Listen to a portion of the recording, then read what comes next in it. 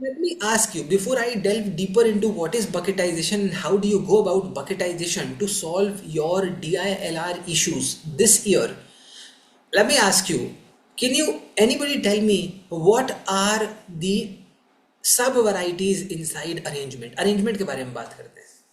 क्या सब varieties हैं arrangement के अंदर? क्या आप मुझे chat में बता सकते हो? Anybody can tell me कि क्या for example अगर मैं arrangement के बारे में बात करूं तो किस किस टाइप के प्रॉब्लम आपके दिमाग में आते हैं? ठीक है, स्वप्निल ने बोला सर्कुलर लिनियर, ठीक है, अरित्रा ने बोला सर्कुलर लिनियर, देव ने बोला सर्कुलर लिनियर, बाकी लोगों का क्या सीन? अरेंजमेंट से आपके दिमाग में क्या आता है? ठीक है, मोर डेटा. ठीक है, so honestly it's not only about circular linear, right? So Himanshi has again suggested one very very important type. ठीक है, अरित्रा ग्रिड पजल अलग है, हिमांशी ने एक और इंपॉर्टेंट टाइप सजेस्ट किया. Very good, very very good. तो अगर मैं फॉर एग्जांपल बात करूं अरेंजमेंट के बारे में, ठीक है, ranking height, Ritika, it's not about height, it can be weight also, right? It can be any other parameter. Roots and networks, by the way, is not a sub variety of arrangement, Himanshi. Roots and networks is another type in itself. ठीक है, तो अगर मैं बात करूं arrangement के point of view से, तो तेरा 5 ही टाइप्स हैं. कौन से 5 टाइप है? Linear, circular, geometric. Linear circular सब लोग जानते हैं. ज्योमेट्रिक कई बार फॉर एग्जांपल तुम्हारा जो अरेंजमेंट है वो ज़रूरी नहीं है कि सर्कुलर ही हो, वो लीनियर भी हो ज़रूरी नहीं है. ऐसा हो सकता है कि भाई पेंटागोनल है, हो सकता है. कितने लोगों ने ऐसा प्रॉब्लम देखा है? मेरे को फटाफट चैट में कंफर्म करो. हेक्सागोनल भी हो सकता है, स्क्वायर टेबल भी हो सकता है, रेक्टेंगुलर टेबल भी हो सकता है, ऑक्टागन भी हो सकता है, किसी भी टाइप का शेप हो सकता है. तो ये सारे के सारे तुम्हारे ज्योमेट्रिक के अंदर फीचर कर जाते हैं, और ज्योमेट्रिक के अंदर तुम्हारा way of treating the problem slightly अलग हो जाता है लीनियर से भी और सर्कुलर से भी. लीनियर और सर्कुलर तो ऑब्वियसली डिफरेंट है. लीनियर सर्कुलर क्यों डिफरेंट है, कौन बताएगा? लीनियर और सर्कुलर इसलिए डिफरेंट है बिकॉज तुम्हारा अरेंजमेंट सीधा n-1 फैक्टोरियल हो जाता है. ये कितने लोगों को मालूम है? अगर तुम for example let's say if you talk about circular, अगर मैं सर्कुलर के बारे में बात करूं और लीनियर के बारे में बात करूं, तो सीधा तुम्हारे नंबर ऑफ अरेंजमेंट्स ही कम हो जाते हैं. अगर मान ले देर आर फॉर एग्जांपल, मान लो यहाँ पे let's say there are 4 seats in a linear fashion, and अगर सर्कुलर में भी 4 है, तो यहाँ पे टोटल नंबर ऑफ अरेंजमेंट्स हो जाएगा 3 फैक्टोरियल विच इज 6, और यहाँ पे टोटल नंबर ऑफ अरेंजमेंट्स हो जाएगा कितना? 4 फैक्टोरियल विच इज 24. तो इसीलिए इनको ट्रीट करने का तरीका अलग अलग हो जाएगा. करेक्ट. Similarly geometric. उसके अलावा तुम्हारे पास होता है स्केड्यूलिंग प्रॉब्लम. स्केड्यूलिंग प्रॉब्लम क्या होता है? जब अरेंजमेंट आप कर रहे हो and at the same time you have a time constraint also. कितने लोगों ने इस टाइप का प्रॉब्लम देखा है कि ये इंसान है इतने बजे से इतने बजे तक स्पीच देता है, ये इंसान इतने बजे से इतने बजे तक स्पीच देता है, ये इंसान इस 2 घंटे तक देता है, ये 1 घंटे तक देता है. एक कैट का प्रॉब्लम भी आया था, अगर आपने देखा हो. नहीं, फंकी पिज्जीरिया नहीं, अमोघ. कैट में एक प्रॉब्लम आया था जिसमें यू हैड 3 डॉक्टर्स, 3 डॉक्टर थे, बेन बेन केन. कितने लोगों ने देखा है? सर्च कर लेना. तो स्केड्यूलिंग प्रॉब्लम भी कैट में पहले आ चुका है.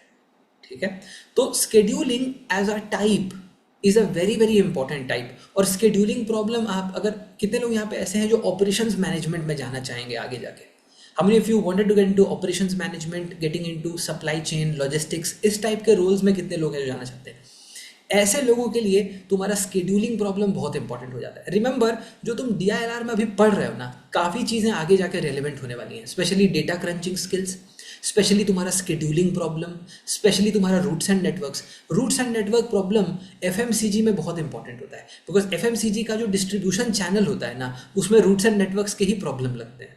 जो तुम्हारी लर्निंग है तुम उसको कंटिन्यू करोगे. मैं भी सरप्राइज हो गया था जब when I was there at IIM Lucknow, मेरे इंटर्नशिप के टाइम पे when I was working with GSK on a project, उसमें मुझे रूट मैपिंग मिला था. Route mapping was my initial project when I got through for GSK's internship. कि भाई for example let's say जो लोग हैं, जो लोग डिस्ट्रीब्यूटर के लोग हैं और वो रिटेलर के पास जा रहे हैं ऑर्डर कलेक्ट करने के लिए, उनका ऑप्टिमम रूट प्लान क्या होना चाहिए? That was the question that was posed to me the first go. पहले ही वीक में इंटर्नशिप के अंदर that was my first piece that was given to me. तो काफ़ी जेन्युइनली मुझे फील हुआ कि जो तैयारी रूट्स एंड नेटवर्क्स के पॉइंट ऑफ व्यू से करी थी वो बहुत वहाँ पे जाके काम आया. तो जो भी आप पढ़ रहे हो अभी इस पॉइंट इन टाइम पे कैट की तैयारी के पॉइंट ऑफ व्यू से, वो सारी की सारी चीज़ें आगे जाके यूटिलाइज भी होने वाली हैं। तो यही सोच के आपको पढ़ाई करनी है, ये सोच के नहीं कि बस नंबर ला के निकल जाना है। जो भी कर रहे हो उसको बहुत अच्छे से करना, बिकॉज वो आगे जाके यूज़ हो जाएगा कहीं ना कहीं, फॉर श्योर। तो स्केड्यूलिंग प्रॉब्लम हो गया।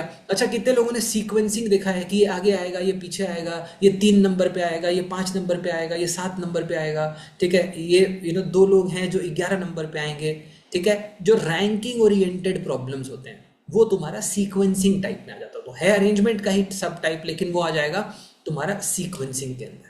तो इस तरीके से तुम्हारे अरेंजमेंट के अंदर सब वैरायटीज हो गए, linear, circular, geometric, sequencing, scheduling, इसको बोलते हैं बकेटाइजेशन। ठीक है, क्लियर है? ऑल राइट, तो ये हो गया तुम्हारा बकेटाइजेशन। ठीक है शॉपर्नो, मैं एक बार एंड में समराइज भी कर दूंगा, ठीक है, अभी बस सुनते जाओ। सिमिलरली मुझे कौन बताएगा कि गेम्स एंड टूर्नामेंट्स के अंदर क्या क्या सब वैरायटीज होते हैं, और जो मैंने तुम्हें सब वैरायटीज दिखा बताए हैं, तुम वापस पीवाईक्यूज में जाके चेक कर लेना, तुमको उससे बाहर अरेंजमेंट का कोई पीस दिखेगा ही नहीं। अरेंजमेंट में तुमको उतने ही पीसेस दिखेंगे, चाहे तुम कैट का पेपर उठाओ चाहे तुम जैट का पेपर उठाओ, you will see only those problems. Similarly मुझे बताओ गेम्स एंड टूर्नामेंट्स के अंदर क्या क्या प्रॉब्लम्स बनते हैं। ठीक है, कुछ अपने पास इंटरेस्टिंग आंसर्स आ रहे हैं। तो गेम्स एंड टूर्नामेंट्स में भी anybody who would want to nominate themselves, anyone who would want to nominate, बताओ भाई। ठीक है, कोई भी नॉमिनेशन प्रस्तुत कर सकते हैं यहाँ पर। ठीक है, तो अगर अगर फॉर एग्जांपल हम बात करें गेम्स एंड टूर्नामेंट्स के पॉइंट ऑफ व्यू से, तो गेम्स एंड टूर्नामेंट्स के अंदर फिर से तुम्हारा सीड बेस्ड होता है, राउंड रॉबिन होता है, नॉकआउट एलिमिनेशन टाइप भी होता है। उसके अलावा you have double entry type, double entry जहाँ पे हम हर एक कंपोनेंट का, हर एक दो प्लेयर्स का आउटकम निकालने की कोशिश करते हैं, वहाँ पे हम डबल एंट्री मैट्रिक्स बनाते हैं। तो क्वेश्चन से पता चलेगा कि वो डबल एंट्री मैट्रिक्स है कि नहीं है, करेक्ट। एंड उसके अलावा आप कॉइन, आपका जो games and tournaments based puzzles हो जाते हैं, जैसे कि coin picking puzzle is an example, right. उसके अंदर और भी आपके पजल वाले क्वेश्चंस आते हैं। ठीक है, games and tournaments based puzzle, एक बार कैट में आया था कि चेस बोर्ड दे दिया, और चेस बोर्ड दे के बोला कि क्वीन को यहाँ पे रखा हुआ है, अब कौन से पीसेस अटैक पे हैं। रूल समझा दिया, हो सकता है सब लोग चेस ना खेलते हों, बट कितने कितने पीसेस अभी अटैक में हैं। ठीक है, फिर रानी के साथ में और भी कुछ कुछ पीसेस डाल दिए, और बोला कि अब इन पीसेस से कितने प्लेसेस अटैक में हैं। ठीक है, एक बार माइंड स्वीपर का क्वेश्चन आया सिमिलरली। तो games and tournaments based puzzle भी एक इंपॉर्टेंट वैरायटी बनता है। अब तुम गेम्स एंड टूर्नामेंट्स में चेक करेगा, तुमको इस 5 के बाहर कोई प्रॉब्लम नहीं मिलेगा। तो दिस इज कॉल्ड बकेटाइजेशन। बकेटाइजेशन का मतलब ये है दोस्तों कि जब आप DILR की तैयारी कर रहे हो, तो जैसे आपने प्रॉपर सिलेबस समझा है आपका क्वांट्स में, वैसे ही आपने VRC में भी समझा है, वैसे ही DILR में आप वैरायटी मत समझो, मतलब सिलेबस मत समझो, बट सब वैरायटीज़ को बहुत क्लियरली आइडेंटिफाई करो। एंड कोशिश यही होनी चाहिए कि अक्रॉस दीज सब वैरायटीज़ आप इनिशियली 250 से 300 सेट सॉल्व करने हैं। आपका लिटमस के अंदर बूस्टर 1 2 3 4 5 इसी के लिए डेडिकेटेड है। बाकी मिक्स्ड प्रॉब्लम्स तो आप करोगे ही, आप सेक्शनल टेस्ट में करोगे, आप मॉक टेस्ट में करोगे, आप मिक्स्ड प्रॉब्लम्स करोगे, पर एटलीस्ट जो आपके बूस्टर्स हैं, आपके जो DPPs हैं, उसमें भी आप मिक्स्ड प्रॉब्लम्स करोगे। लेकिन जो आपके बूस्टर्स हैं वो इसी बात के और इसी पॉइंट ऑफ व्यू के हिसाब से बनाए गए हैं, which works on the principle of bucketization, bucketizing the key elements. And also जब भी आप प्रॉब्लम सॉल्व कर रहे हैं, कोशिश ये रखो कि आइडेंटिफाई करो कि कौन सा बकेट है। जब तुम आइडेंटिफाई करने लग जाओगे कि कौन सा बकेट है, तुम ये भी समझने लगोगे कि हर एक टाइप के और हर एक सब वैरायटी के अंदर मुझे कितना टाइम लगता है। For example double entry matrix में मुझे कितना टाइम लगता है, राउंड रॉबिन में मुझे कितना टाइम लगता है, या स्केड्यूलिंग प्रॉब्लम में मुझे लगभग कितना टाइम लगता है। मैंने फॉर एग्जांपल फॉर एग्जांपल कुछ भी नहीं तो स्केड्यूलिंग के 12 15 20 प्रॉब्लम्स कम से कम मैंने सॉल्व किए, और मैं कभी 8 मिनट से ज़्यादा नहीं लिया है। बहुत हाईली अनलाइकली है कि कैट वाला प्रॉब्लम तुम्हारा 10 मिनट से ज़्यादा ले लेगा, बहुत हाईली अनलाइकली है। तो वो चीज़ अपने को पहले से पता रखना ज़रूरी है कि ये जो एरियाज़ हैं अरेंजमेंट के अंदर, ये जो एलिमेंट्स हैं गेम्स एंड टूर्नामेंट्स के अंदर, ये जो एलिमेंट्स हैं, ये मेरे स्ट्रेंथ एरियाज़ हैं। और वो स्ट्रेंथ बनना तभी शुरू होगा जब आप स्टार्ट से ही एकदम कॉन्शियसली उन चीज़ों को आइडेंटिफाई करोगे और उसको प्रॉपरली सॉल्व करोगे। तो मेरा सब लोगों से रिक्वेस्ट यही है कि जब आप DILR सॉल्व करो तो आप कोशिश करो कि आइडेंटिफाई करो कि कौन सा टाइप है। जब क्लासरूम में हम प्रॉब्लम सॉल्व करते हैं तो हम वो डिस्कस भी करते हैं कि कौन सा टाइप है, ठीक है, वो हम स्पेसिफिकली डिस्कस करते हैं कि ये वाला ये टाइप है, ये वाला ये टाइप है। उस टाइप के प्रॉब्लम्स को आप सॉल्व करते चलो। जैसे मान लो सेट थ्योरी है, सेट थ्योरी में 4 सेट एक वैरायटी हो गया, सेट 3 में 3 सेट मैक्सिमा मिनिमा एक वैरायटी हो गया, 3 सेट में लाइन डायग्राम एक वैरायटी हो गया। तो कुल मिला के कैट के पॉइंट ऑफ व्यू से यही 3 वैरायटी देखने मिलता है, लाइन मेथड, दूसरा तुम्हारा 3 set Venn diagram maxima minima, और तुम्हारा थर्ड 4 सेट वेन डायग्राम। ये 3 प्रोमिनेंट कैटेगरीज तुम्हारे सेट थियरी के बन जाते हैं। हर एक एलिमेंट के बकेट्स हैं, सब वैरायटीज हैं, और उन सारे सब वैरायटीज को बहुत क्लियरली समझना is the first step towards developing a good relationship with DILR। तो DILR के साथ अगर रिलेशनशिप अच्छा करना चाहते हो, सबसे पहले DILR को समझना पड़ेगा, डेप्थ में जाके समझना पड़ेगा कि DILR के अंदर क्या वैरायटीज हैं, उनको कैसे अप्रोच किया जाता है या कैसे स्ट्रक्चर किया जाता है। करेक्ट। आई एम होपिंग कि सबको समझ में आया होगा। तो कोशिश यही होनी चाहिए। अभी तो for example let's say I have mentioned a few buckets. अब मुझे एक बार ये बकेट्स एक बार आइडेंटिफाई करके बताओ कि इसमें से कितने बकेट्स तुमने लास्ट ईयर अगर तुमने कैट दिया था तो तुमने सॉल्व किया था। How many of these had you actually solved? क्या तुमने स्टैटिस्टिक्स बेस्ड सेट सॉल्व किए थे? क्या तुमने scatter plot based set solve किए थे? मिसेलेनियस में हम लोगों ने last year candle stick chart कराया था, क्वेश्चन भी आया था कैंडल स्टिक चार्ट के ऊपर, ठीक है। क्या तुमने सीक्वेंसिंग वाले प्रॉब्लम सॉल्व किया था? क्या तुमने स्केड्यूलिंग सॉल्व किया था? क्या तुमने बाइनरी लॉजिक सॉल्व किया था? सेट थ्योरी के जो वैरायटीज मैंने बताया वो सॉल्व किया था, ठीक है। So radar chart, spider chart solve किया कि नहीं? स्टैक्ड बार ग्राफ सॉल्व किया कि नहीं? डिविएशन बार ग्राफ सॉल्व किया कि नहीं? सिमिलरली बार ग्राफ के अंदर भी सब वैरायटीज है। कौन कौन बताएगा कि बार ग्राफ के अंदर क्या क्या सब वैरायटीज होते हैं? गैस मारो। आधे तो तुम्हारे सामने दिखाई दे रहे हैं, ठीक है। फटाफट कि बार ग्राफ के अंदर क्या है। क्यूमुलेटिव फ्रीक्वेंसी बेस्ड अमोघ प्रॉब्लम्स होते हैं जहाँ पे फ्रीक्वेंसी गिवन होती है, मतलब number of times something is happening, वो तुम्हारा फ्रीक्वेंसी बेस्ड प्रॉब्लम्स होते हैं। और वो क्यूमुलेटिव फ्रीक्वेंसी का मतलब वो तुम्हें ऐड करके देता है कि 1999 तक अर्थक्वेक 12 बार आया और 2000 तक 15 बार आ गया, तो 2000 में कितनी बार आया अमोघ? बताओ फटाफट। 3 बार आया ना। सो वो आपका क्यूमुलेटिव फ्रीक्वेंसी बेस्ड प्रॉब्लम्स होते हैं, करेक्ट। तो तुम्हारा अगर बार ग्राफ के बारे में बात करें तो सिंपल बार ग्राफ जो कभी कैट में नहीं आता है लेकिन फिर भी आपको पता होना चाहिए। उसके अलावा तुम्हारा कंपोजिट बार ग्राफ होता है, स्टैक्ड बार ग्राफ होता है, डिविएशन बार ग्राफ होता है। ये तुम्हारे बार ग्राफ के वैरायटीज हैं। तो अपने को सारे बकेट्स बहुत क्लियरली आइडेंटिफाई करने हैं। एंड जब जो भी आपका DILR जब आप स्टार्ट करते हो पहले 30-40 डेज आपको कोशिश करनी चाहिए कि मैंने सारे बकेट्स आइडेंटिफाई ही कर लिए हैं, और सिर्फ आइडेंटिफाई नहीं किए हैं, मैंने सारे बकेट्स के अंदर कम से कम, कुछ भी नहीं तो भी सारे बकेट्स के अंदर मैंने कम से कम 3 से 4 प्रॉब्लम सॉल्व किए, ठीक है। तो अगर आप booster 1, booster 2, booster 3, booster 4, booster 5 complete कर लेते हो, जो कि नियरली आपका कुछ भी नहीं तो भी 250 सेट्स के आसपास हो जाता है, तो आपका काम ठीक ठाक हो जाएगा इन टर्म्स ऑफ कि भाई क्या क्या चल रहा है, किस किस टाइप के सब वैरायटीज हैं, किस किस टाइप के क्वेश्चंस हैं, ठीक है। हर्ष, वर्टिकल और हॉरिजॉन्टल सेम ही है, मतलब same problem stacked bar graph को मैं वर्टिकल भी डाल सकता हूँ, हॉरिजॉन्टल भी डाल सकता हूँ, उसमें कोई फर्क नहीं पड़ेगा, नेचर ऑफ ऑपरेशन सेम रहेगा, ठीक है। Ashish, I should start with DILR booster for DILR? Absolutely. तो DILR के जितने लोगों ने अभी स्टार्ट कर रहे हैं, DILR के फर्स्ट लेवल बूस्टर जो आपके डैशबोर्ड पे है वहाँ से शुरू करो और एकदम बेसिक से सॉल्व करो, ठीक है। आप फॉर एग्जांपल अगर आपको लगता है कि यार DILR बूस्टर 1 बहुत आसान है मेरे लिए, एक बार देख लो, फिर सेकंड बूस्टर और थर्ड बूस्टर में जाओ। और क्लासरूम के अंदर भी हम सारे के सारे बूस्टर्स को प्रॉपरली डिस्कस करेंगे, because it is not only about problem solving, it's also about the right approach. वही प्रॉब्लम कोई 15 मिनट में करेगा, वही प्रॉब्लम कोई 6 मिनट में करेगा, कोई 8 मिनट में करेगा। तो अप्रोच सही समझना, सही पकड़ना स्टार्ट से बहुत ज़रूरी है, ठीक है। तो no hitting in the dark, no shots in the dark, understand the buckets very clearly, and for every bucket, for every sub variety, understand the approach very clearly कि भाई ये डबल एंट्री है और डबल एंट्री का approach मैं इस तरीके से करता हूँ, ठीक है। ये मेरा सीड बेस्ड है। अब सीड बेस्ड आप कर रहे हो, लेट्स से राउंड रॉबिन कर रहे हो, बेसिक पीएनसी का कोई आइडिया नहीं है, तो ऑब्वियसली फंसोगे। अगर तुम राउंड रॉबिन सॉल्व कर रहे हो, उसमें उसके अप्रोच में क्या है, उसके अप्रोच में बेसिक पीएनसी आ जाता है, तो जब तक बेसिक पीएनसी आएगा नहीं तुम उसमें फंसेगा ही फंसेगा। तो ये चीज़ें हमें प्रॉपरली आराम से अच्छे से क्लासरूम सेशंस के अंदर बैठ के समझ लेना है। कितने लोगों को प्लान क्लियर हो गया, एक बार फटाफट चैट में कंफर्म करो।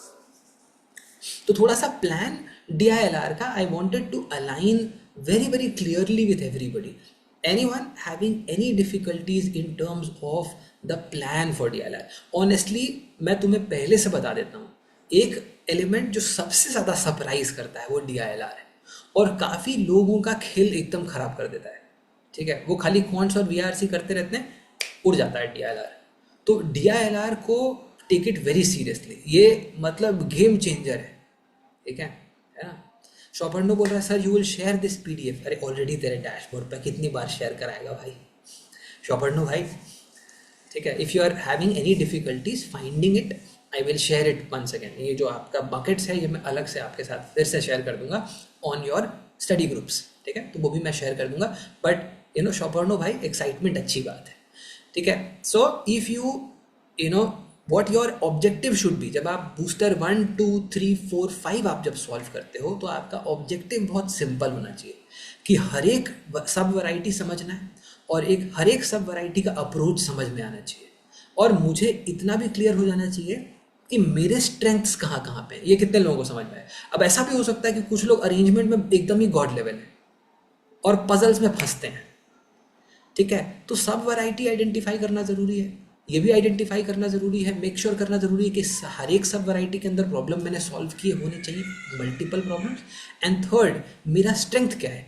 DILR के पेपर में set selection is the most important. I am sure सब लोगों ने सुना होगा, करेक्ट। DILR में set selection is the most important, I am pretty sure सबने सुना है।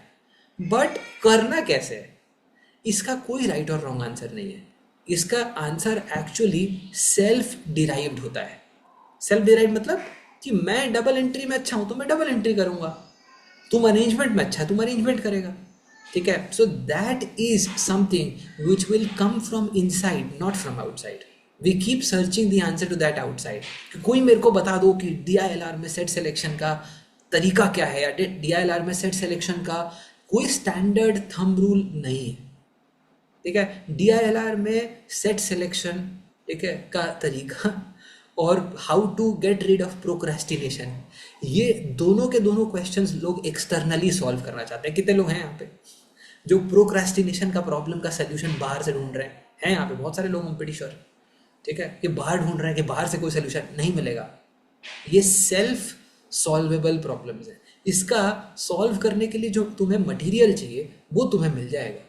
Is this clear to everybody और नॉट? एक बार फटाफट सब लोग चैट में कंफर्म करेंगे। Are we all absolutely clear?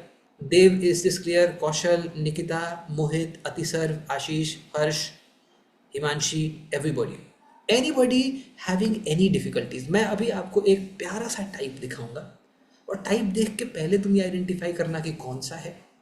ठीक है, एक बार गौर से देख लो, फिर तुम मेरे को बताना कि कौन सा टाइप है। ठीक है, ठीक है, तो मैं आपको एक टाइप इसके बाद दिखाने वाला हूँ, तुम मेरे को बताना कौन सा टाइप, और फिर उस टाइप के लिए हम अपना अप्रोच डिस्कस करेंगे। ठीक है, और कैसे उसको सॉल्व करेंगे ये हम बात करेंगे। Are you guys ready? एक बार सब लोग फटाफट चैट में कंफर्म करो, तैयार?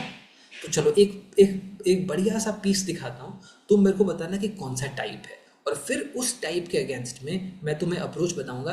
मोर और लेस उस टाइप के सारे क्वेश्चंस में सेम ही तरीका लगता है या काफ़ी सिमिलर तरीका लगता है।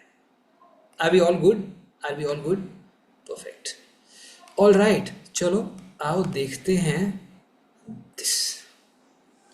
कुछ मत करो, खाली प्रॉब्लम देखो, मेरे को बताओ कि कौन सा टाइप है।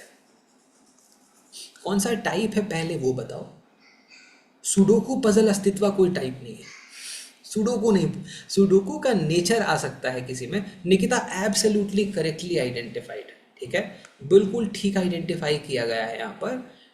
स्वप्निल, निकिता, वैभव, वेरी वेरी गुड। और रितिका ने इसका सब वैरायटी भी एकदम पिट्टूस परफेक्ट बताया है। अब टेबल्स के अंदर एक सब वैरायटी है, उसको बोलते हैं टेबल विथ मिसिंग डेटा। कितने लोगों ने इस टाइप का क्वेश्चन भी कैट में देखा है, कंफर्म करो। टेबल विथ मिसिंग डेटा पता नहीं अनंत काल से कैट में आता ही जा रहा है। ठीक है, टेबल विथ मिसिंग डेटा आता ही आता है, बहुत ही common sub variety to solve. तो सब वैरायटी क्या है? वैरायटी क्या है? टेबल्स। कौन सा नंबर यहाँ पे? 16 नंबर, देखो। और इसका सब वैरायटी क्या है? इसका सब वैरायटी है टेबल्स विथ मिसिंग डेटा। चलो, सब लोग एक काम करेंगे, ठीक है। Let us all quickly take, सब लोग फटाफट 2 मिनट लो, 2 से 3 मिनट, और खाली ये थॉट प्रोसेस बनाओ कि सॉल्व करेंगे कैसे, क्या थॉट प्रोसेस लगाना चाहिए, क्या आइडिएशन होना चाहिए, फिर इसको मिल के सॉल्व करेंगे, बड़ा मज़ा आएगा। Late us all try this.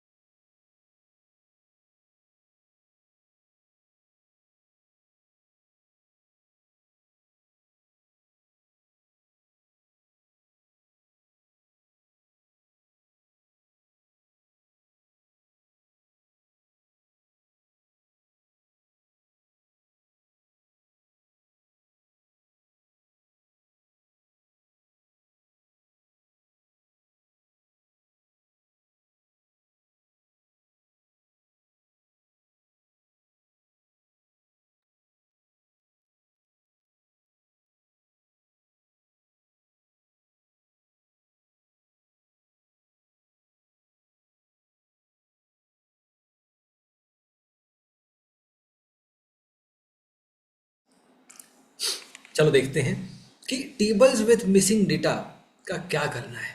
ठीक है, tables with missing data is a very prominent type inside CAT. और टेबल विथ मिसिंग डेटा में जो अप्रोच है वो बड़ा सिंपल है।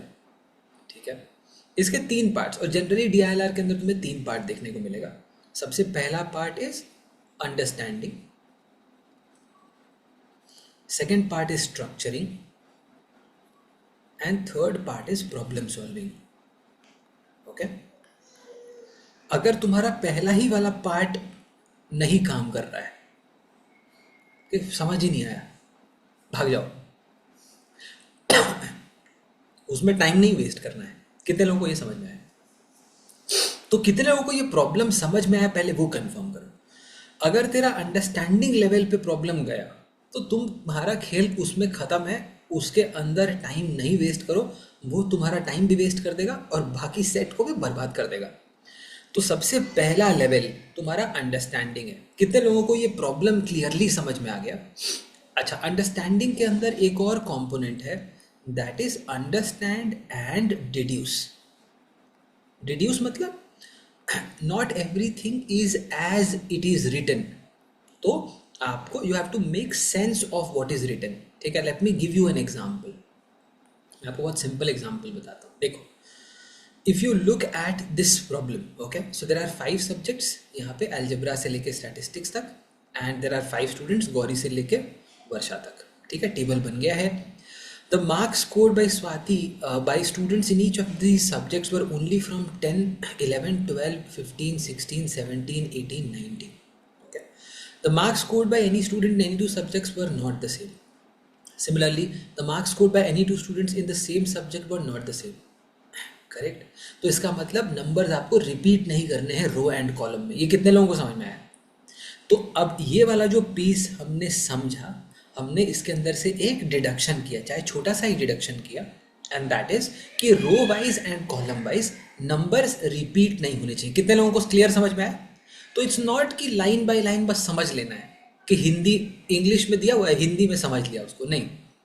यू हैव टू डिड्यूस कि भाई वहाँ से आपका टेक अवे क्या है। प्रॉब्लम सॉल्विंग के अंदर आप एक्चुअली उसको कैसे इंड्यूस करते हो, that is what is basic deduction in this case which you have to do. Correct? That is number 1। फिर क्या दिया हुआ है? The cells highlighted in yellow colour denote the top 3 scores in each subject and top 3 scores for each student. Correct? तो ये जो आपके yellow में हाईलाइटेड है वो आपका टॉप 3 स्कोर्स है for any subject and for any student. For example, algebra में टॉप 3 कितने कौन कौन लोग किया है? अलजेब्रा में टॉप 3 है Shilpa, Sheetal and Varsha, in some order which I do not know, but top 3 यही लोग हैं। ये कितने लोगों को समझ में आया? कंफर्म करो। किसी ऑर्डर में होंगे लेकिन टॉप 3 यही लोग होंगे, शिल्पा, शीतल एंड वर्षा। ठीक है, और अगर तुम्हारा 12 एक नंबर है उसमें से, इसका मतलब जो रिमेनिंग नंबर्स होंगे वो 10 या 11 ही हो सकते हैं और कुछ नहीं हो सकता। ये कितने लोगों को समझ में आया? That is what I talk, और I am telling you which is about understanding and deduction. बहुत सारे लोग खाली यही कर रहे हैं, ये वाला पार्ट मिसिंग है। और ये वाला पार्ट आपको इस टाइप के और प्रॉब्लम सॉल्व करने से भी समझ में आएगा। तो deduction is something which is very important. तो हमने यहाँ पे क्या डिड्यूस किया? हमने बहुत सिंपल सी बात कही, और कितने लोग यहाँ पे समझ गए वो अग्री बोलो, जो नहीं समझे वो नॉट अग्री बोलो। It's absolutely fine. अगर कुछ नहीं समझ में आ रहा है तो हाँ बोल के नहीं जाने का कि हाँ हाँ मेरे को आ गया, मैं बड़ा स्मार्ट हूँ, मेरे को सब कुछ समझ में आ गया। ना बोलो, no, say no. No is very important. Okay, क्या दिक्कत है भाई? मतलब ऐसा हो सकता है कि मुझे नहीं समझ में आया, it's okay, there is nothing wrong in it. आपको 2 बार समझना पड़े, 5 बार समझना पड़े, 10 बार समझना पड़े, लेकिन व्हाट इज़ इम्पॉर्टेंट इज कि 10वीं बार में भी सेटिस्फैक्शन के साथ में समझ में आ जाना चाहिए। ठीक है, यहाँ तक सबको समझ में आया कि नहीं? कंफर्म कर। सौरभ, तुम्हारा क्वेश्चन पूछो। गो अहेड विथ योर क्वेरी, पूछो। डाउट? सर मेरे क्वेश्चन था ये कि इसमें आपने बोला कि शिल्पा, शीतल और वर्षा होगी टॉप 3 में, कैसे सर? यहाँ पे तो येलो पार्ट तो हर किसी में कॉमन आ रहा अलजेब्रा में कितने तुमको येलो दिख रहे हैं? है। अलजेब्रा में तो 3 है। तो अलजेब्रा में टॉप थ्री यही लोग होंगे। ओके। ज्योमेट्री में बट सिमिलरली बताओ कि टॉप थ्री में कौन कौन है, सौरभ? गौरी, स्वाति और वर्षा। बिल्कुल सही। अब तेरा डाउट क्लियर हुआ। अब तुम ये डाउट यस। को एकदम दबा के बैठे रहेगा तो फिर ऑब्वियस सी बात है कि आने वाले प्रॉब्लम्स में तुमको डिफिकल्टी तो होगी ही। तो what is something which I would also request and want from each one of you is, do not keep the doubts to yourself। ठीक है, सवाल पूछ लो। ठीक है, वो है ना, ऐसे छाती पे बोझ लेके मत घूमो। ठीक है, आप पूछो, क्लियर करो एंड देन मूव ऑन, वो आपको कॉन्फिडेंस देगा। यहाँ तक सबको समझ में आया, सबको क्लियर है जो हमने अभी तक डिस्कस किया है। इसका मतलब ये हुआ कि अगर यहाँ पे 12 आ गया तो ये 10 होगा या 11 होगा, 11 होगा या 10 होगा। यस नो बोल फटाफट चैट में। सिमिलरली देखो कि गौरी गौरी के केस में भी अगर इकोनॉमिक्स जो है वो 12 आ चुका है और ये टॉप थ्री में है, इसका मतलब कि जो रिमेनिंग दो स्कोर्स होंगे, अगर ये 10-11 है तो ये 11/10 होगा। यहाँ पे वर्षा के केस में देखो, वर्षा के केस में भी जो ये वाला स्कोर है वो 12 है और टॉप थ्री का स्कोर है। तो अगर ये टॉप थ्री का स्कोर है तो ऑब्वियस सी बात है भाई कि एक तुम्हारा 10/11 होगा, एक तुम्हारा 11/10 होगा। अग्री करते हो इस बात से? कंफर्म करो फटाफट चैट में। कितने लोगों को यहाँ तक ठीक समझ में आ गया? एब्सोल्युटली, परफेक्टली, पिट्टूस clear. So that is exactly what I mean by understand and reduce. हमने अभी तक प्रॉब्लम सॉल्विंग स्टार्ट ही नहीं किया है। हमने अभी तक कहाँ कुछ भी इन्फॉर्मेशन यहाँ से उठाया ही नहीं। हम तो अभी अभी हम अंडरस्टैंड एंड रिड्यूस ही कर रहे हैं। बट ये स्टेप बहुत ज़रूरी है बिकॉज इसके बिना ये सॉल्व होगा नहीं। So whenever you are reading a problem, spend some time in making sense of that problem. It's not about getting everything absolutely clear. यहाँ तक कितने लोगों को समझ में आया एक बार फटाफट चैट में कंफर्म करेंगे। Okay, let me take in Mohit's question. Mohit, go ahead with your question. Sir economics में तो ठीक है 10 और 11, लेकिन इंग्लिश में 10 और 11 कैसे आया? वो इंग्लिश में नहीं है, वो वर्षा का स्कोर है मोहित। वर्षा के टॉप थ्री स्कोर में 12 है। ओके। तो वर्षा का अगर टॉप थ्री स्कोर में 12 है तो फोर्थ और फिफ्थ स्कोर क्या हो सकता है? अच्छा ओके सर, ठीक है। समझ में आया? ऑब्वियस सी बात है कि अगर तेरा 12 ही टॉप थ्री में आ गया तो उसके बाद फोर्थ और फिफ्थ के लिए बचा क्या है? 10 और 11 ही बचा है ना। तो 10 और 11 ही होगा ऑब्वियसली। क्लियर है Mohit? Yes sir. Good that you ask that question. ठीक है, बाकी सब लोगों का भी क्लियर हुआ होगा। आई एम होपिंग कि सब लोगों का यहाँ तक क्लियर है। यहाँ तक सबको समझ में आया? एक बार फटाफट चैट में कंफर्म करेंगे। और क्या डिड्यूस कर सकते हो यहाँ पे बंधु? देखो, इकोनॉमिक्स में भी 12 है और टॉप थ्री में है। एक आपका 10-11 हो गया तो दूसरा 11-10 हो जाएगा कि नहीं? कितने लोगों को क्लियर हुआ? क्या बात है, बहुत बढ़िया, वेरी वेरी गुड। ठीक है कि नहीं? है ना? अच्छा, अब आओ थोड़ा सा चलते हैं आगे। ठीक है, चलते हैं थोड़ा सा और आगे। पहला पॉइंट देखो, पहला पॉइंट ये बोलता है कि Shilpa scored 7 more marks in statistics than marks scored by Swati in geometry. देखो, स्वाति का जो ज्योमेट्री का स्कोर है, ठीक है, स्वाति का जो ज्योमेट्री का स्कोर है उससे शीतल का जो स्कोर है, शिल्पा का जो स्कोर है स्टैटिस्टिक्स में, मतलब ये वाला जो स्कोर है, इस वाले स्कोर से 7 ज़्यादा है। ठीक है ना? ये वाले से 7 ज़्यादा है। तो अब अगर ये वाले से 7 ज़्यादा है, ठीक है, if this is 7 more, in which case हम ये बोल सकते हैं, क्या क्या पॉसिबिलिटीज़ हो सकती हैं। देखो, क्या ये नंबर 10 हो सकता है? अगर ये 10 होगा तो ये टॉप थ्री में आएगा नहीं। 10 कभी टॉप थ्री में नहीं आ सकता है ना। तो ऑब्वियस सी बात है ना, 10 हो सकता है ना 11 हो सकता है। तो पॉसिबिलिटी है कि 12 होगा। इसके आगे अगर 15 होगा तो 15 + 7 22 कहाँ से लाओगे? पॉसिबल ही नहीं है। तो ऑब्वियस सी बात है ये नंबर होगा 12 और ये नंबर होगा 19। कितने लोगों को समझ में आ गया? फटाफट चैट में कंफर्म करेंगे। Is this absolutely clear to everybody? सबको समझ में आया कि नहीं? कंफर्म करो। क्लियर है? बढ़िया। तो यहाँ तक तो अपन लोगों ने डिड्यूस कर लिया। अब इससे देखिए एक और चीज़ पता चल गई कि क्योंकि अब ज्योमेट्री में, ठीक है, ठीक है, देव तुम पूछो, तुम्हारा डाउट पूछो, उसके बाद चलेंगे आगे। Go ahead. सर ये जो अभी अभी आपने बताया ना, ये वाला थोड़ा क्लियर नहीं हुआ। देखो बहुत सिंपल है। ये जो स्कोर है, ये वाला जो नंबर है, ये येलो में है। येलो में तुम 10 या 11 नहीं डाल सकते, हाँ कि ना बोल। यस सर, इतना तो आ गया था समझ। तुम ये समझाओ पहले, अगर इतना आ गया था तो। मतलब हाँ सर, क्योंकि आप कह रहे हो कि टॉप 3 स्कोर है येलो वाले, तो उसमें हम 10 और 11 नहीं डाल सकते क्योंकि वो फोर्थ और फिफ्थ पोजीशन है। नहीं, वो फोर्थ एंड क्योंकि फिफ्थ वो पोजीशन। लास्ट है, वो सबसे लोवेस्ट मार्क्स है, उनको अगर डाल देंगे तो उनसे एग्जैक्टली, छोटा कुछ है ही एग्जैक्टली, एग्जैक्टली। तो ये नंबर क्या हो सकता है? 10 11 नहीं हो सकता। तो इसमें से तुम नहीं। कौन हाँ सा जी। नंबर ले सकते हो? 12 भी ले सकते हैं। और क्या ले सकते हैं? और अगर तू 12 लेगा तो 12 प्लस 7 19 आएगा, जो कि यहाँ पे अवेलेबल है। लेकिन अगर तुमने 15 ले लिया तो 15 प्लस 7 आ जाएगा 22। यहाँ पे दिख रहा है 22 कहीं पे? नहीं सर। तो ये नंबर 22 तो हो ही नहीं सकता है। इसका मतलब only possible combination is 12 and 19। समझ में आया देव? आ गया सर, अब आ गया। Perfect, very very good. चलो, तो अब देखो आगे इसके हिसाब से, अगर ये 12 हो गया, ये 19 हो गया। अब देख ज्योमेट्री में भी टॉप 3 में 12 आ चुका है। तो इसका मतलब जो दो रिमेनिंग होगा वो होगा तुम्हारा 10/11, 11/10।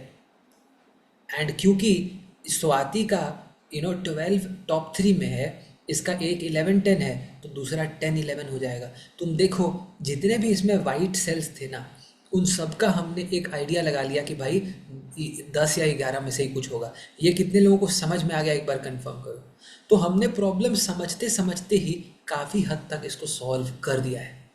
समझते समझते ही। अभी तो हमने खेल शुरू ही नहीं किया। खेल शुरू करेंगे तो तुम देखना एकदम आतिशबाजी होगी इसमें। ऐसी आतिशबाजी होगी, मजा आ जाएगा। देखो, let's quickly have a look at this. देखो, the sum of the marks scored by 5 students in algebra was more than the sum of marks scored by Varsha in all subjects by 6 and less than sum of the marks scored by Sheetal in all subjects by 2। देखो, वर्षा का score जो है वो total क्या हो जाएगा? वर्षा का score 12 plus 15 27 हो गया, और 11 प्लस 10 21 हो गया 48। अगर यहाँ पे वर्षा का स्कोर x ले लेते तो वर्षा का स्कोर यहाँ पे हो जाएगा 48 प्लस x। ठीक है? अच्छा, तो हमारा अलजेब्रा वाला जो टोटल है वो इस वाले नंबर से 6 ज़्यादा है। करेक्ट? इस वाले नंबर से कितना ज़्यादा है? The sum of marks scored by 5 students in algebra was more than the sum of marks scored by Varsha in all subjects by 6। तो ये वाला नंबर टोटल क्या हो जाना चाहिए? 54 प्लस x हो जाना चाहिए कि नहीं? कंफर्म कर दो एक बार फटाफट चैट। अब देखो, अलजेब्रा का टोटल कितना आ रहा है? 10 प्लस 11 21 हो गया, और ये आपका 18 प्लस 12 हो गया 30, तो 41 हो गया। मतलब ये जो नंबर होगा वो 13 प्लस x होगा। होगा कि नहीं? कितने लोगों को क्लियर है? एक बार कंफर्म कर दो फटाफट चैट। तो ये जो नंबर होगा ये 13 प्लस x होगा। करेक्ट?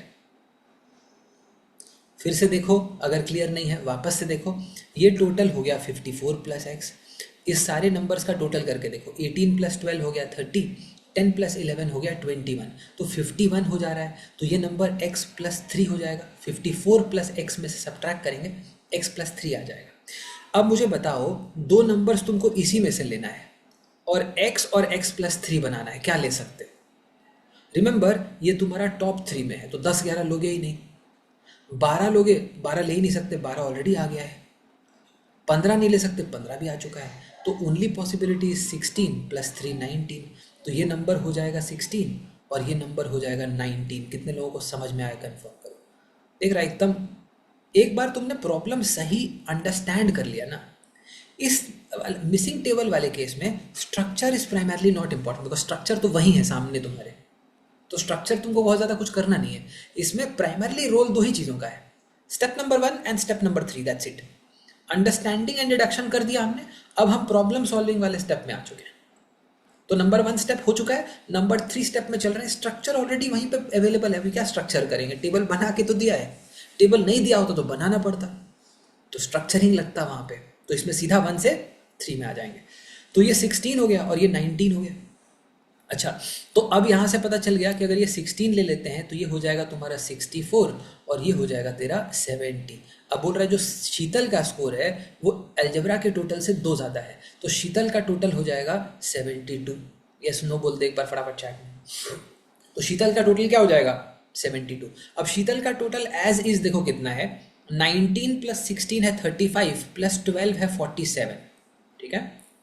47 अगर यहाँ 11 लेते हैं तो 58 और 10 लेते हैं तो 57। अब इसमें कितना ऐड करोगे 58 में तो 72 हो जाएगा 14, और 57 में कितना ऐड करोगे तो 72 हो जाएगा 15। लेकिन 14 तो कोई ऑप्शन ही नहीं है यहाँ पे, देख कोई 14 ऑप्शन है, मतलब ये वाला केस गया। इसका मतलब समझे दया, इसका मतलब ये है कि यहाँ पे सिर्फ 10 हो सकता है, 11 नहीं होगा। यहाँ पे 10 हो सकता है, 11 नहीं होगा। यहाँ पे 10 होगा और यहाँ पे 15 होगा। ये कितने लोगों को समझ में आया? अगर ये समझ में आया तो सब लोग अग्री लिखो चैट में या डिसअग्री लिख दो, बिकॉज इसके बाद ना एकदम फुल ऑन डोमिनोज इफेक्ट होगा इसके अंदर। एकदम एपिक लेवल डोमिनोज के लिए तैयार हो जाओ। इतना ब्यूटीफुल वाव मोमेंट आएगा कि मज़ा आ जाएगा। पहले तुम खाली अग्री बोलो चैट में, ठीक है, और डिसअग्री है तो डिसअग्री बोलो, मेरे को कोई दिक्कत नहीं है, जो भी तुमको ठीक लगे। लेकिन अगर क्लियर है तो अग्री बताओ, अगर क्लियर नहीं है तो सवाल पूछो, ठीक है। दोनों में से एक चीज़ करो, खाली मत बैठो चुपचाप, क्या पता पता नहीं है, हो जाएगा किसी दिन, आज नहीं होगा तो कभी नहीं होगा। अब देखो Ridhima, let me take your case. तुम्हारा स्पेसिफिक डाउट डिस्कस करेंगे। तुम्हारा क्वेश्चन पूछो, तुम्हारा क्वेश्चन पूछो रिधिमा। सर बस एक बार रिपीट कर दीजिए फिर से। रिपीट कर दूं, ठीक है, रिपीट कर देता हूँ।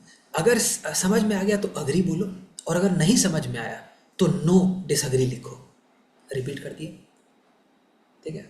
सबको समझ में आया कि नहीं? और मैंने रिपीट वही की, सही रिपीट किया मैंने, जो तुमने बोला मैंने रिपीट कर दिया, ठीक है। कितने लोग सही में एमबीए में जाना चाहते हैं? अगर आप एमबीए सही में अच्छी जगह जाना चाहते हैं, आस्क स्पेसिफिक क्वेश्चंस, नहीं तो रोज तुम्हारा 2 नंबर 4 नंबर काटेगा, और एग्जाम में बाकी लोग 100 नंबर का पेपर लिख रहे होंगे, तुम 70 नंबर का पेपर लिख रहे होगे, बिकॉज 30 नंबर तुम्हारा चला गया कहाँ पे? Desperate class participation. Desperate class participation, इसको बोलते हैं डीसीपी आईएम की भाषा में, ठीक है। हमारे आईएम लखनऊ में कटता था डीसीपी का नंबर। तुम टीचर को बोल दो कि है ना, टीचर एक फॉर एग्जांपल टीचर ने तुमको लास्ट क्लास में एक बात बताया था और उसने पूछा कि सबको समझ में आया, सबको समझ में आया, तुम सो रहे थे, तुम है ना रात भर पार्टी किया, दिन में सो रहा है, ठीक है, तो टीचर को बताया नहीं उस पॉइंट टाइम पे। अगले दिन वही क्वेश्चन पूछ लिया जो उसने पिछले वाले सेशन में बताया था।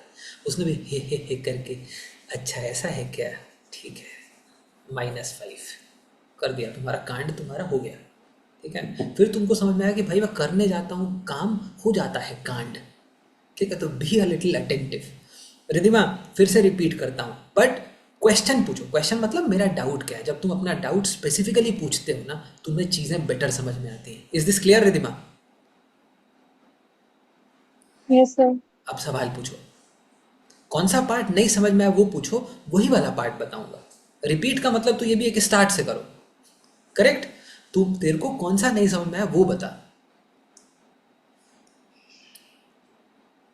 तो 72 जब लाइक +2 के बाद आपने 72 लिखा, उसके बाद नहीं समझ आया। देखो इसका टोटल 72 है बराबर ना। अब जो मेरे पास नंबर्स ऑलरेडी अवेलेबल हैं वो कौन से हैं? देखो यहाँ पे 19 है प्लस 16, कितना हुआ रिधिमा? 19 प्लस 16 जल्दी से बता। 35। 35। 35 प्लस 12 बोलो। 47। 47। अब 47 तुम्हारे पास हो चुका है। यहाँ पे तेरा जो नंबर या तो 11 होगा या 10 होगा। अगर 11 होगा तो कितना नंबर यहाँ पे चाहिए? 11। अभी 72 में 47 हो चुका है, तो कितना रिमेनिंग कितना है? अगर 72 में से 47 हो गया है रिधिमा, तो रिमेनिंग कितना है? घबराओ नहीं, trust me, nobody is judging 25। you, not because they are very good people, but because they are interested in their own game. सच्ची बात है कि नहीं? बाकी सब लोग चैट में बताओ, सब लोग अपना अपना गेम इम्प्रूव करने में लगे हुए हैं। वो क्यों किसी को जज करेंगे भाई? उसको खुद अपना गेम इम्प्रूव करना है, वो क्यों तो किसी को जज करने में लगेगा? ऐसा नहीं है कि वो इंसान अच्छा है इंसान तो कैसा वो बाद में पता चलेगा, ठीक है। बट उसको अपना खेल इम्प्रूव करने में इंटरेस्ट है, तो घबराना नहीं है। आप एकदम बिंदास पूछो और घबराओ नहीं। सिली क्वेश्चन नहीं पूछ रहे हो आप, ठीक क्वेश्चन पूछ रहे हो। 47 आपका 72 में से हो गया, तो रिमेनिंग कितना बचा रिधिमा? 25। 25। Very good. अब ये बताओ कि 11 अगर आपका एक नंबर है तो दूसरा नंबर कितना होना चाहिए 25 कंप्लीट करने के लिए? 11 plus what is equal to 25? 14। 14। Very good. And 10 plus what is equal to 25? Okay sir, 14 exist नहीं करता, 15 ही होगा आंसर। एग्जैक्टली, यही तो करना था। समझ में आया? Good work. तो 14 यस सर। एग्जिस्ट नहीं करता है तो 15 ही होगा, और अगर 15 होगा तो यहाँ पे कौन सा नंबर लेना होगा 11 और 10 में से? बताओ भाई। चलो ठीक है। सो आई एम होपिंग कि रिधिमा क्लियर हुआ होगा। तो अगर यहाँ 15 ले लिया तो यहाँ पे 10 ही लेना पड़ेगा। कितने लोगों को क्लियर हुआ?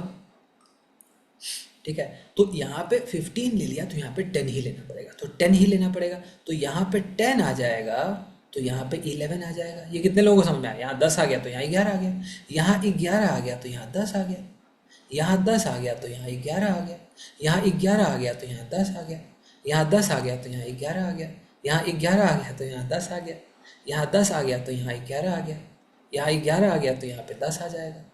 देख रहा है डोमिनोज कितना ब्यूटीफुल चला है? पूरा का पूरा वाइट्स, जो जितने भी वाइट्स थे एक बार में खत्म। Is this clear to everybody और नॉट? एक बार फटाफट चैट में कंफर्म करो। पूरा का पूरा खेल यहाँ से क्लियर हो जाता है, पूरा गेम एकदम क्लियर हो जाता है, और सारे के सारे वाइट सेल्स हमने आइडेंटिफाई कर डाले। तो पॉइंट नंबर 1 और पॉइंट नंबर 2 में हमने एकदम खेल क्लियर कर दिया यहाँ पे। उसके बाद देखो, उसके बाद एकदम टाइड वाली टाइड वाली सफ़ेदी आ गई कि नहीं? ठीक है, चौंक गए ना, वैसा वाला। ठीक है, अब देखो, the sum of marks scored by 5 students in English was equal to sum of marks scored by 5 students in statistics. अच्छा, अब मेरे को बात बता, ठीक है, 5 students in English and 5 students statistics, statistics का जो टोटल है वो कितना हो सकता है? स्टैटिस्टिक्स में देखो, ये सेल हो क्या सकता है? ये सेल ना 10 हो सकता है, ना 11 हो सकता है, ना 12 हो सकता है, ना 17 हो सकता है, ना 16 हो सकता है, ना 19 हो सकता है, तो 15 हो सकता है या 18 हो सकता है। ये कितने लोगों को समझ में है? यही दो पॉसिबल है, बाकी सारे आ चुके हैं। किसी भी सेल में आप नंबर रो वाइज या कॉलम वाइज रिपीट कर ही नहीं सकते, तो या तो 15 होगा या 18 होगा। अब देखो टोटल क्या बन रहा है तुम्हारा, अगर तुम लेट्स से 10 प्लस 19 लेता है, 29 हो गया, प्लस 12 41 हो गया, प्लस 15 56 हो गया, प्लस 16 72 हो गया, और 18 लेगा तो 75 हो जा रहा है। अब बोल रहा है स्टैटिस्टिक्स का जो टोटल है वही इंग्लिश का भी टोटल है, तो इंग्लिश का भी टोटल 72 या 75 हो जाएगा। अब इंग्लिश का एग्जिस्टिंग नंबर कितना है? 16 प्लस 11 27 प्लस 10 37। अब अगर मान ले 75 करना है तो इन दोनों नंबर को कितना करना पड़ेगा? 37 plus what is equal to 75। Confirm करे पर फटाफट चैट। 37 में क्या ऐड करेगा कि 75 मिल जाएगा? अरे भाई 37 में क्या ऐड करोगे कि 75 मिल जाए? 38। अब ये दोनों नंबर्स 38 हो ही नहीं सकते हैं मिला के। 38 करने के लिए 19 लेना पड़ेगा, जो रिपीट करना पड़ेगा। रिपीट कर नहीं सकते हो तो 19 पॉसिबल नहीं है, तो 75 उड़ गया। 75 उड़ गया तो बचा क्या? 16 प्लस 11 प्लस 10 तुम्हारा 37। अब 37 plus what is equal to 72 35। अब इन दोनों नंबर्स का मिला के 35 करना है। 35 करना है तो 35 को मैं 16 प्लस 19 नहीं कर सकता। क्यों नहीं कर सकता? जल्दी से चैट में बताओ, सामने है आंसर इसका। 16 प्लस 19 क्यों नहीं कर सकते? यहाँ पे ऑलरेडी 16 है ना भाई, तो कैसे करेगा 16 प्लस 19? पॉसिबल ही नहीं है। तो क्या करेगा? 18 प्लस 17 करोगे। अब 18, क्योंकि शिल्पा के पास 18 है, तुम 18 यहाँ नहीं डाल सकती, यहाँ पे 17 डालोगे, यहाँ पे 18 डाल दोगे। तो इंग्लिश का और स्टैटिस्टिक्स का टोटल 72 बन गया। यहाँ पे अगर 72 होगा तो यहाँ पे ऑटोमेटिकली 15 आ जाएगा। हो गया काम कंप्लीट। अब मेरे पास एक ही सेल बचा हुआ है और मेरे पास एक ही इन्फॉर्मेशन बचा हुआ है, समझ रहा है? ठीक है, आखिरी गेंद बाकी है और 6 रन बनाना है। ठीक है, और स्ट्राइक पे है कचरा। ठीक है, कचरा मारेगा 6 तभी जीतेगी इंडिया, नहीं तो नो बॉल देना पड़ेगा, फिर आमिर खान स्ट्राइक पाएगा 6 मारेगा, वैसा वाला गेम हो चुका है। Sum of marks scored by all the students in economics was lower than that in any other subject. Economics का स्कोर सबसे लोएस्ट है, तो इकोनॉमिक्स का टोटल है कितना देखते हैं। तो 12 प्लस 10 22 प्लस 15 तुम्हारा 37 प्लस 17 तुम्हारा 54 प्लस 11 65 है। तो ज्योमेट्री का जो टोटल होगा वो 65 से कम ही होना चाहिए, 65 से ज़्यादा ही होना चाहिए, 60, क्योंकि ये लोएस्ट है। तो देखो ज्योमेट्री का टोटल कितना हो रहा है, ज्योमेट्री का टोटल देख 11 + 10 तुम्हारा हो जा रहा है 21 + 12 33 + 15 हो जा रहा है तुम्हारा 48। अब 48 है तो ये नंबर क्या होना चाहिए ताकि ये 65 से ज़्यादा हो जाए, या तो 18 होगा या 19 होगा, सही है कि नहीं, या तो 18 होगा या 19 होगा। अब ऑब्वियस सी बात है बंधु कि 18 तो होगा नहीं क्योंकि 18 आ चुका है, तो 19 होगा। और इसी के साथ पूरा का पूरा table with missing data is now conquered. कितने लोगों को समझ में आया, और समझ में आया तो मज़ा आया कि नहीं। देख एक सबसे इम्पॉर्टेंट चीज़ है, अगर DILR में फियर है तो आपको हर एक सेट को एन्जॉय करना ज़रूरी है। अगर तुम एन्जॉय करने लग गया तो तेरे को मज़ा आने लगेगा, चीज़ें सॉल्व होंगी या नहीं भी होगी ना तो भी तुमको मज़ा आना चाहिए कि भाई बढ़िया प्रॉब्लम था, मज़ा आया, मेरे से नहीं हुआ वो अलग बात है, लेकिन आई एन्जॉयड इट। अगर तुम एन्जॉय करने लग जाएगा ना तो you will start improving automatically. क्यों? क्योंकि तुम ट्राई ज़्यादा करेगा, बेटर तरीके से ट्राई करेगा। तुम ये नहीं सोचेगा कि बस कैसे भी आंसर आ जाए, तुम ये सोचेगा कि मुझे वो प्रॉब्लम सॉल्व करने में मज़ा आ रहा है। So start enjoying. तो सेकंड मेरा पॉइंटर है कि start falling in love with DILR। Problem को सॉल्व करो एन्जॉय करके, बर्डन की तरह नहीं। बर्डन की तरह लेगा तो कभी नहीं सॉल्व होगा। कितने लोगों को मज़ा आया? तो 2 इंपॉर्टेंट लेसन्स आज के सेशन के अंदर दोस्तों, बकेटाइज करो प्रॉपरली और सारे सब बकेट्स को बराबर समझना है, ठीक है ना? क्लियर है? साइन बोल रहा सर अब इसका ब्लैंक सेट एक बार शो कर देना, खुद से भी ट्राई करूँगा। लो ब्लैंक कर दिया, ओह अच्छा पूरा चला ही गया, ऐसा खतरनाक ब्लैंक किया मैंने। Okay all right, so I am hoping कि सबको समझ में आया होगा, ठीक है, क्लियर है ना? आशीष बोल रहा है I absolutely use to fear DILR, आज थोड़ा हल्का लगा, ठीक है। मैं I can tell you one thing, ठीक है, that is a lot of people who have felt that DILR is very difficult. अगर सही तरीके से करो ना DILR, तुमको इतना मज़ा आने लगेगा ना। और तुषार टाइप अपने पास लास्ट ईयर में बहुत लोग हैं जिनका DILR वीकेस्ट था और वो स्ट्रॉन्गेस्ट बन गया, ठीक है। अनिकेत करके एक लड़का है जिसका 76 या 77 परसेंटाइल आया था 23 में, उसका 99 परसेंटाइल आया DILR में। अपना जो लास्ट टू लास्ट ईयर का टॉपर था काव्यांश गुप्ता, ओवरऑल 99.91 परसेंटाइलर, उसका DILR वॉज 99.99 परसेंटाइल। तो the idea is Soparno is saying sir solving sets during practice takes a lot of time. Soparno, तुम्हारा समय कैट के लिए ही है ना, डिसाइड कर लो।